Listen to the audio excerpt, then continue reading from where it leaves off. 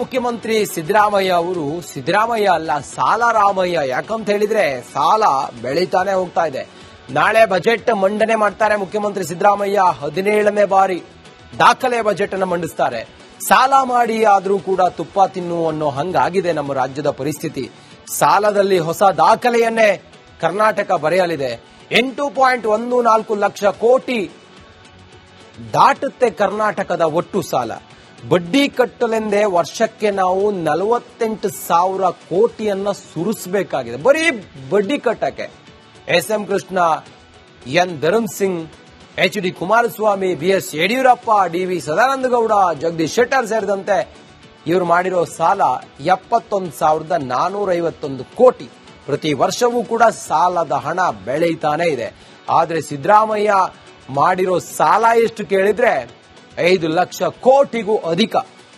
ನಾಳೆ ಕರ್ನಾಟಕದ ಮುಂಗಡ ಪತ್ರ ಮಂಡಿಸ್ತಾರೆ ಸಿದ್ದರಾಮಯ್ಯ. ರಾಜ್ಯ ಸರ್ಕಾರ ಮತ್ತಷ್ಟು ಸಾಲ ಮಾಡೋದು ಅನಿವಾರ್ಯ ಆಗುತ್ತಾಗ 2026-27ರ ಅಂತ್ಯಕ್ಕೆ ಸಾಲದ ಮೊತ್ತ 8,41,121 ಕೋಟಿಗೆ ಏರುತ್ತೆ. ಸಾಲ ಸಾಲ ಸಾಲ 27-28ರ ಅಂತ್ಯಕ್ಕೆ ನಮ್ಮ ಸಾಲ ಎಷ್ಟಾಗತ್ತೆ ಕೇಳಿದ್ರೆ 9,25,233 ಕೋಟಿ ಆಗುತ್ತೆ. ಹಾಗೆ ಅದರ ಮುಂದಿನ ವರ್ಷ 28-29ರ ಅಂತ್ಯಕ್ಕೆ ಎಷ್ಟಾಗುತ್ತೆ ಕೇಳಿದ್ರೆ 10,17,750 ಕೋಟಿ ಆಗಬಹುದು. ಇದು ಲೆಕ್ಕಾಚಾರ. ಪ್ರತಿ ವರ್ಷ 1 ಲಕ್ಷ ಕೋಟಿಗೂ ಹೆಚ್ಚು ಸಾಲ ನಾವು ಮಾಡಬೇಕಾಗತ್ತೆ.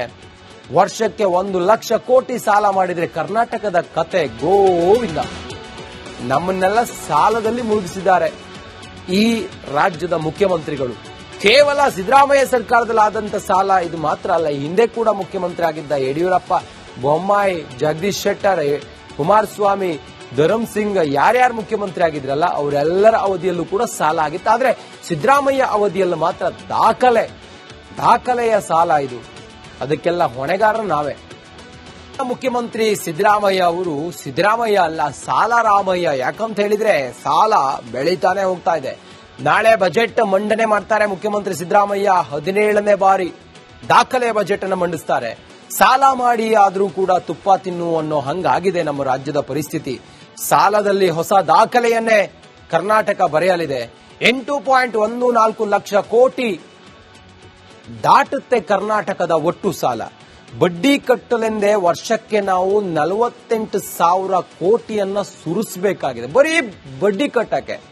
SM. Krishna, N. Dharam Singh, H D. Kumaraswamy, B S. Yediyurappa, D V. Sadananda Gowda, Jagadish Shettar ಸೇರಿದಂತೆ ಇವರು ಮಾಡಿರೋ ಸಾಲ 71,451 ಕೋಟಿ.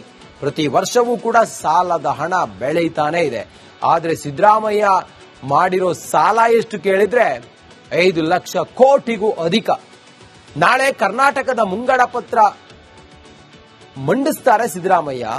ರಾಜ್ಯ ಸರ್ಕಾರ ಮತ್ತಷ್ಟು ಸಾಲ ಮಾಡೋದು ಅನಿವಾರ್ಯ ಆಗುತ್ತಾಗ 2026-27ರ ಅಂತ್ಯಕ್ಕೆ ಸಾಲದ ಮೊತ್ತ 8,41,121 ಕೋಟಿಗೆ ಏರುತ್ತೆ. ಸಾಲ ಸಾಲ ಸಾಲ 27-28ರ ಅಂತ್ಯಕ್ಕೆ ನಮ್ಮ ಸಾಲ ಎಷ್ಟಾಗತ್ತೆ ಕೇಳಿದ್ರೆ 9,25,233 ಕೋಟಿ ಆಗುತ್ತೆ. ಹಾಗೆ ಅದರ ಮುಂದಿನ ವರ್ಷ 28-29ರ ಅಂತ್ಯಕ್ಕೆ ಎಷ್ಟಾಗುತ್ತೆ ಕೇಳಿದ್ರೆ 10,17,750 ಕೋಟಿ ಆಗಬಹುದು. ಇದು ಲೆಕ್ಕಾಚಾರ. ಪ್ರತಿ ವರ್ಷ 1 ಲಕ್ಷ ಕೋಟಿಗೂ ಹೆಚ್ಚು ಸಾಲ ನಾವು ಮಾಡಬೇಕಾಗತ್ತೆ. ವರ್ಷಕ್ಕೆ 1 ಲಕ್ಷ ಕೋಟಿ ಸಾಲ ಮಾಡಿದ್ರೆ ಕರ್ನಾಟಕದ ಕತೆ ಗೋವಿಂದ. ನಮ್ಮನ್ನೆಲ್ಲ ಸಾಲದಲ್ಲಿ ಮುಳುಗಿಸಿದ್ದಾರೆ ಈ ರಾಜ್ಯದ ಮುಖ್ಯಮಂತ್ರಿಗಳು. ಕೇವಲ ಸಿದ್ದರಾಮಯ್ಯ ಸರ್ಕಾರದಲ್ಲಾದಂತ ಸಾಲ ಇದು ಮಾತ್ರ ಅಲ್ಲ. ಹಿಂದೆ ಕೂಡ ಮುಖ್ಯಮಂತ್ರಿ ಆಗಿದ್ದ ಯಡಿಯೂರಪ್ಪ, ಬೊಮ್ಮಾಯಿ, ಜಗದೀಶ್ ಶೆಟ್ಟರ್, ಕುಮಾರಸ್ವಾಮಿ, ಧರ್ಮಸಿಂಗ್ ಯಾರ್ಯಾರು ಮುಖ್ಯಮಂತ್ರಿ ಆಗಿದ್ರಲ್ಲ ಅವರೆಲ್ಲರ ಅವಧಿಯಲ್ಲೂ ಕೂಡ ಸಾಲ ಆಗಿತ್ತು. ಆದ್ರೆ ಸಿದ್ದರಾಮಯ್ಯ ಅವಧಿಯಲ್ಲಿ ಮಾತ್ರ ದಾಖಲೆಯ ಸಾಲ ಇದು. ಅದಕ್ಕೆಲ್ಲ ಹೊಣೆಗಾರರು ನಾವೇ.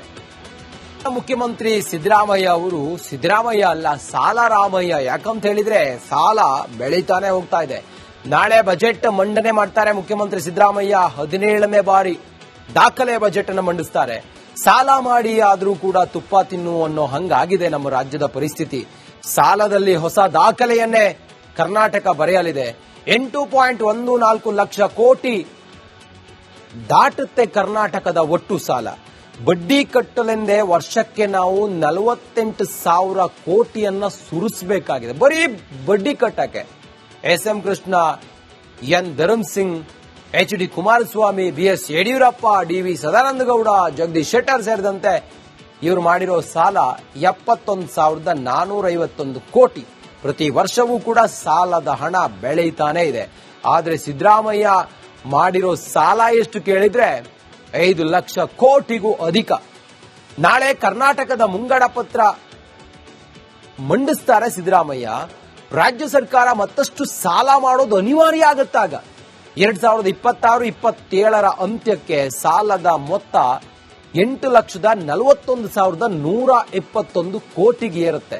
ಸಾಲ ಸಾಲ ಸಾಲ 27-28 ಅಂತ್ಯಕ್ಕೆ ನಮ್ಮ ಸಾಲ ಎಷ್ಟಾಗತ್ತೆ ಕೇಳಿದ್ರೆ 9,25,233 ಕೋಟಿ ಆಗುತ್ತೆ.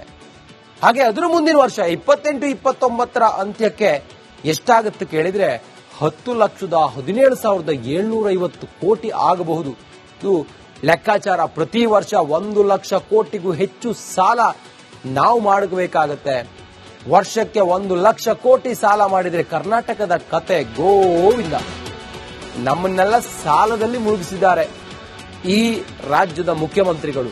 ಕೇವಲ ಸಿದ್ದರಾಮಯ್ಯ ಸರ್ಕಾರದಲ್ಲಾದಂತ ಸಾಲ ಇದು ಮಾತ್ರ ಅಲ್ಲ, ಹಿಂದೆ ಕೂಡ ಮುಖ್ಯಮಂತ್ರಿ ಆಗಿದ್ದ ಯಡಿಯೂರಪ್ಪ, ಬೊಮ್ಮಾಯಿ, ಜಗದೀಶ್ ಶೆಟ್ಟರ್, ಕುಮಾರಸ್ವಾಮಿ, ಧರ್ಮಸಿಂಗ್ ಯಾರ್ಯಾರು ಮುಖ್ಯಮಂತ್ರಿ ಆಗಿದ್ರಲ್ಲ ಅವರೆಲ್ಲರ ಅವಧಿಯಲ್ಲೂ ಕೂಡ ಸಾಲ ಆಗಿತ್ತು. ಆದ್ರೆ ಸಿದ್ದರಾಮಯ್ಯ ಅವಧಿಯಲ್ಲಿ ಮಾತ್ರ ದಾಖಲೆಯ ಸಾಲ ಇದು. ಅದಕ್ಕೆಲ್ಲ ಹೊಣೆಗಾರ ನಾವೇ.